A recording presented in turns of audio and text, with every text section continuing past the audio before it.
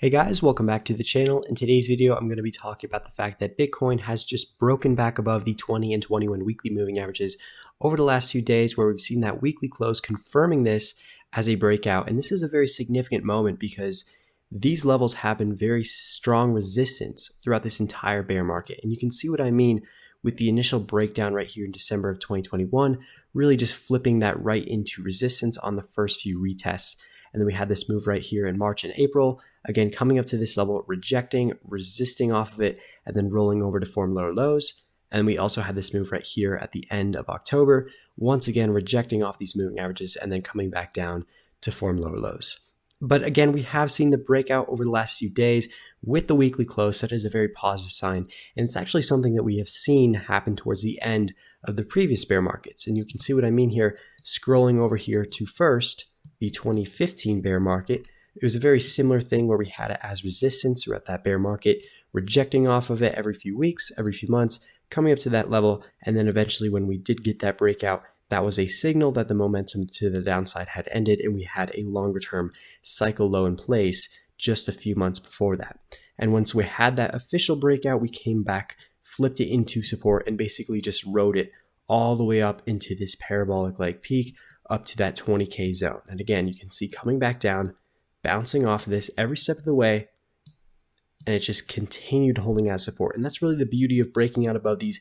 You can see them act as support where buyers really start to step in at that zone. And then a very similar thing happened right here in the 2018 bear market. Again, holding it as resistance several times, rejecting, rejecting, and rejecting. And then the same thing happened when we saw that breakout back above these moving averages. That was a sign that we had a longer term cycle low in place. The momentum to the downside had ended, and we really started to see a big rally up into that 2019 peak at $14,000. So coming back in here to where we are today, again, we have seen that breakout back above them. And this is really the first sign. We have the first weekly close above this since the fake out that we saw in March. And at this point, really, it's going to be important to watch out for some confirmation into the next few weeks.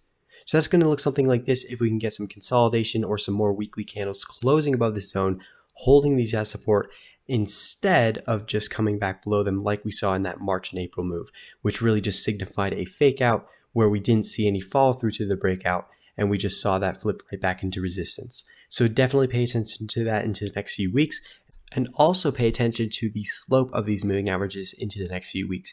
And we've seen these downward sloping throughout this entire bear market, really just signifying that momentum to the downside.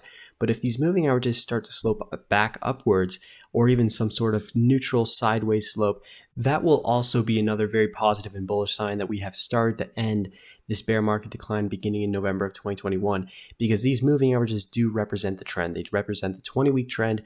And if we go back here 20 weeks ago, Bitcoin was closing prices in this region around 20K as well. So we're seeing those closing prices replace at the same valuation. So that's really going to start to end this downward slope and give us a little bit more breathing room, as opposed to having these constantly act as supply all the way down with that downward slope, that aggressive downward slope, which is really just characterized by every single bear market zooming out here all the way.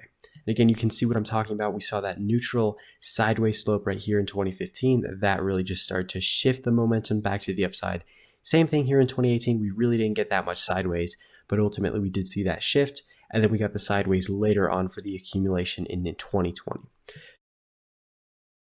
So I hope you guys did enjoy the content and the analysis. By the way, make sure to check out my Twitter page. I will leave a link to that in the description below. As always, I hope you guys enjoyed, and I'll see you in the next one.